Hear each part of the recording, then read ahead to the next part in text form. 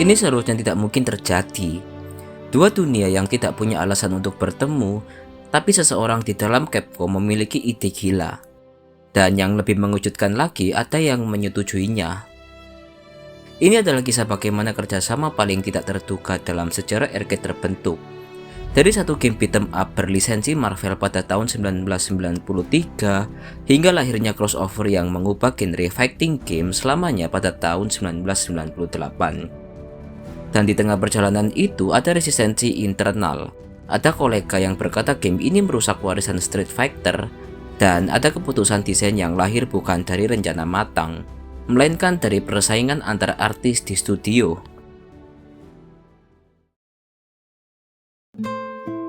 Di tahun 1993, Street Fighter 2 sudah 2 tahun menguasai dunia arcade.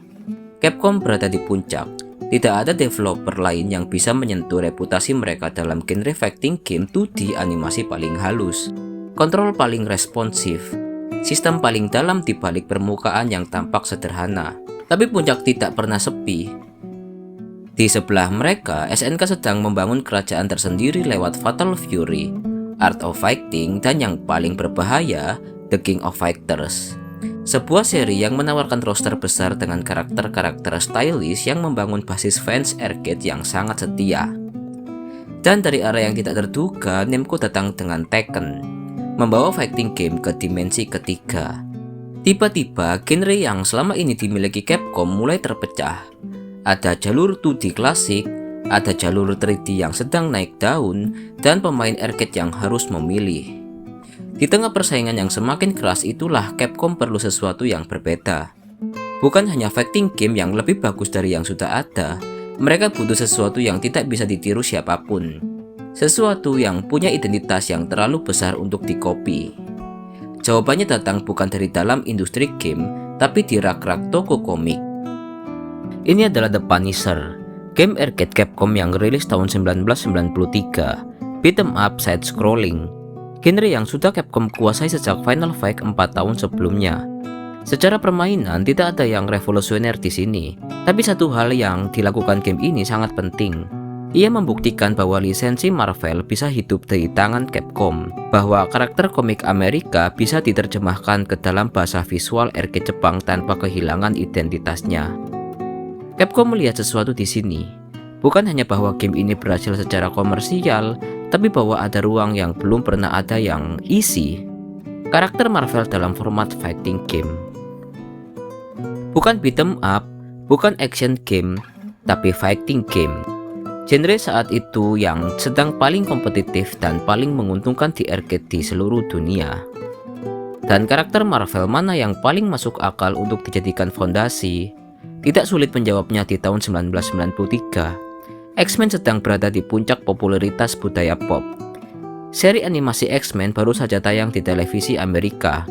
Komik X-Men nomor 1 karya Jim Lee baru mencetak rekor penjualan. Dan karakter-karakter seperti Wolverine, Cyclops, Magneto, dan Storm sudah punya pengakuan global yang tidak perlu dijelaskan lagi.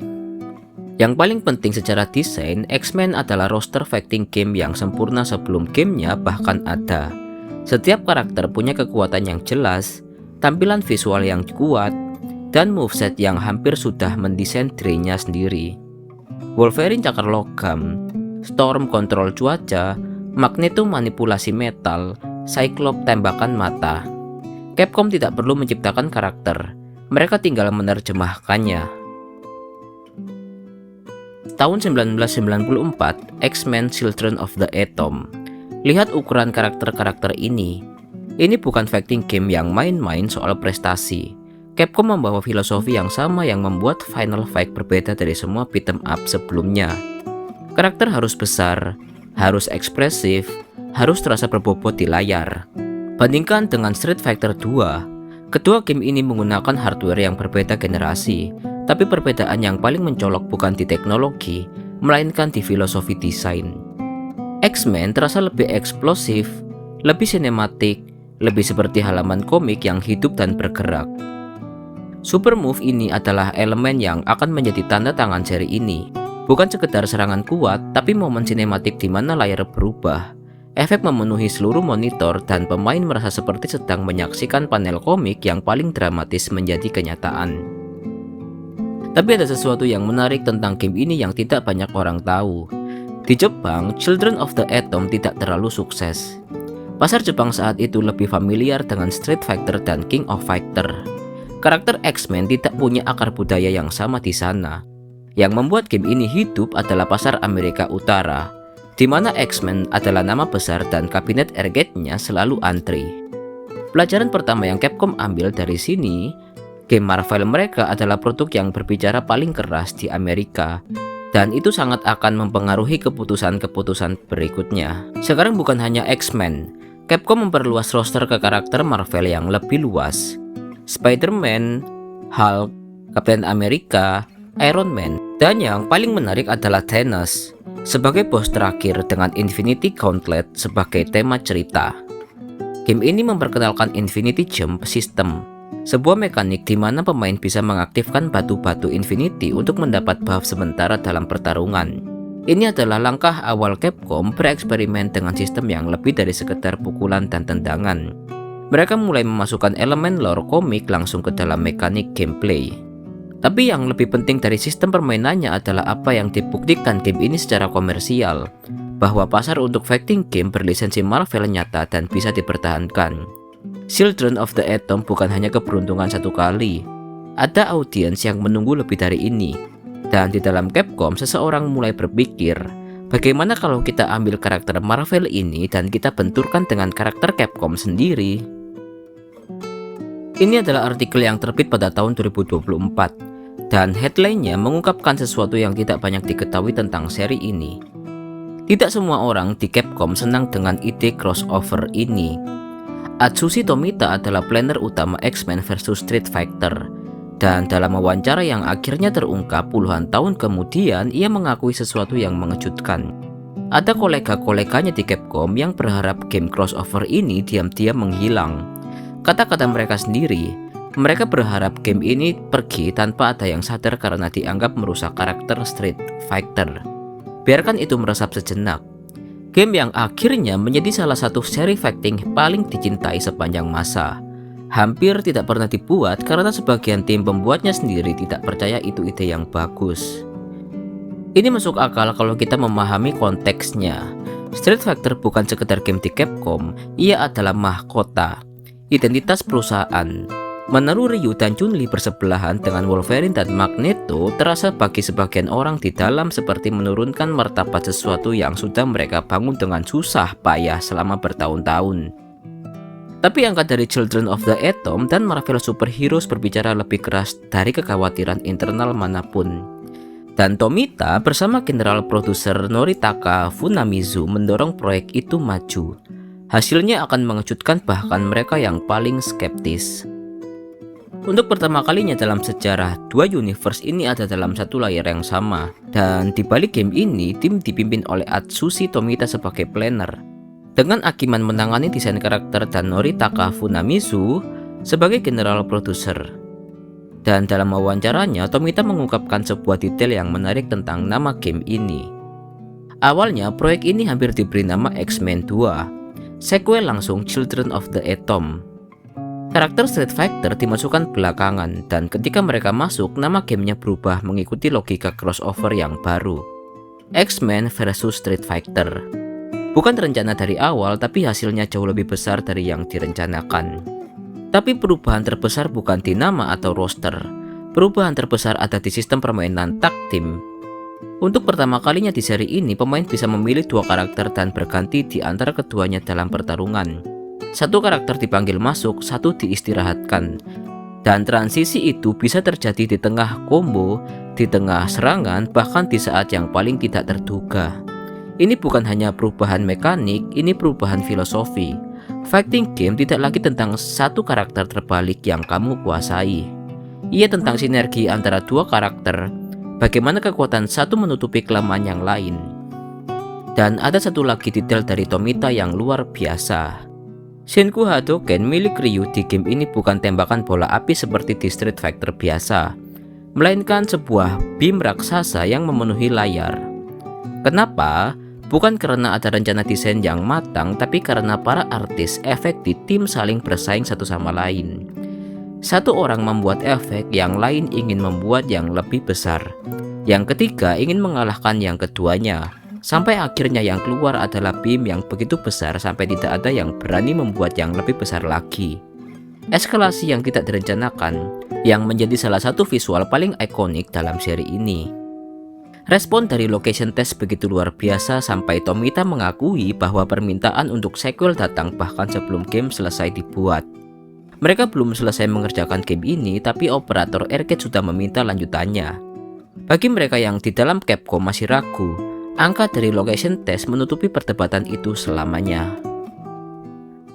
Perubahan yang paling segera terlihat, X-Men bukan lagi satu-satunya representasi Marvel. Spider-Man, Hulk, Captain America, dan karakter-karakter yang sudah ada di Marvel Superhero sekarang masuk ke dalam format crossover. Dunia Marvel yang bisa bertarung melawan Capcom menjadi lebih luas. Tapi perubahan yang paling signifikan ada di dalam sistem Assist, sebuah mekanik di mana karakter ketiga yang tidak sedang bertarung bisa dipanggil sebentar untuk membantu. Satu tombol, karakter pendamping masuk sesaat, melakukan satu serangan lalu pergi. Sederhana di atas kertas, tapi implikasinya luar biasa dalam praktik. Sekarang bukan hanya tentang dua karakter yang bisa kamu kendalikan, tapi tentang bagaimana trio karakter bisa saling mendukung. Bagaimana assist bisa membuka combo yang tidak mungkin dilakukan sendirian. Bagaimana timing assist menjadi kunci yang membedakan pemain biasa dari yang benar-benar menguasai sistem. Ini adalah langkah terakhir sebelum semua puzzle ini tersusun menjadi gambar yang lengkap. Tech system sudah ada, assist sudah ada, roster dari dua universe sudah ada, energi dan kecepatan yang membuat seri ini berbeda dari semua fighting game lain sudah ada. Yang kurang hanya satu hal, skala.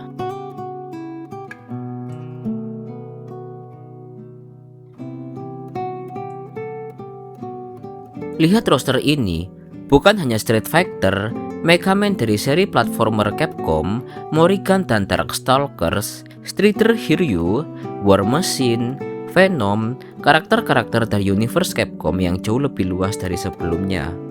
Ini adalah momen di mana crossover ini berhenti menjadi Street Fighter versus Marvel dan benar-benar menjadi Capcom versus Marvel. Dua perusahaan, dua katalog besar, satu arcade kabinet. Dan sistem permainannya, semua yang sudah dibangun sejak 1994 akhirnya menyatu di sini.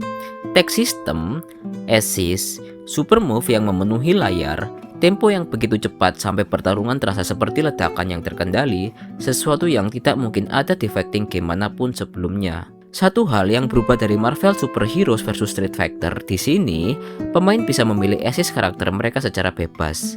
Bukan tergantung pada karakter utama yang dipilih, kebebasan itu membuka dimensi strategi yang sepenuhnya baru. Dan respon dari pemain arcade, mereka yang dulu skeptis di dalam Capcom tidak perlu lagi berargumen. Kabinet Marvel versus Capcom selalu dikerubungi, antrian terbentuk, koin terus masuk. Game yang hampir tidak pernah dibuat karena dianggap akan merusak Street Fighter, ternyata memberikan kehidupan baru bagi seluruh ekosistem fighting game Capcom. Di tahun 1998, pemain arcade punya banyak pilihan fighting game yang bagus. King of Fighter dari SNK, Tekken dari Namco, Virtua Fighter dari Sega, semuanya adalah game yang serius, kompetitif, dan menuntut dedikasi untuk dikuasai. Marvel vs Capcom menawarkan sesuatu yang berbeda. Bukan lebih serius, tapi lebih spektakuler. Ini adalah game di mana kamu tidak hanya datang untuk menang, kamu datang untuk melihat sesuatu yang tidak mungkin terjadi di dunia nyata atau dunia manapun sebelumnya. Ini adalah fanservice dalam bentuk yang paling murni. Dan di era sebelum internet, sebelum YouTube, sebelum streaming, arcade adalah tempat di mana fanservice seperti ini dirayakan bersama. Kamu tidak menonton sendirian di rumah, kamu berdiri di antara orang-orang yang sama-sama tumbuh membaca komik X-Men dan bermain Street Fighter 2. Dan sekarang kalian melihat keduanya ada dalam satu layar. Tidak ada kata lain untuk itu selain ajaib. Kisah ini tidak berhenti di tahun 1998. 2 tahun kemudian, Marvel vs Capcom 2 New Age of Heroes hadir dengan 56 karakter. sistem 3 lawan 3 dan kompleksitas yang sampai hari ini masih dipelajari dan dimainkan dalam turnamen kompetitif gaming. Seri Marvel vs Capcom bukan hanya hiburan arcade. Ia membentuk fondasi dari apa yang kita kenal hari ini sebagai competitive fighting game community. Sistem-sistem yang dieksperimentasi dari Children of the Atom hingga Clash of Superheroes, Tag Team SC Super Move menjadi bahasa yang dipahami jutaan pemain di seluruh dunia. Dan pada tahun 2024, Capcom merilis Marvel vs Capcom Fighting Collection. Arcade Classics mengemas semua game dari seri ini adalah satu paket untuk generasi baru. Bukti bahwa apa yang dimulai dari satu game beat 'em up berlisensi pada tahun 1993 dan hampir tidak pernah jadi crossover karena resistensi internal, ternyata cukup kuat untuk bertahan lebih dari 3 dekade. Kolega-kolega Atsushi Tomita yang berharap game ini diam-diam menghilang, mereka salah besar. Dan kita semua beruntung karena mereka salah. Sebelum video ini selesai, saya ingin tahu dari mana semua game dalam seri ini, Children of the Atom, Marvel Superheroes, X-Men vs Street Fighter, Marvel Superheroes vs Street Fighter, sampai Clash of Superheroes, mana yang paling berkesan buat kalian? Dan karakter crossover mana yang menurut kalian paling tidak masuk akal tapi justru paling ikonik? Tulis di komentar, saya baca semuanya.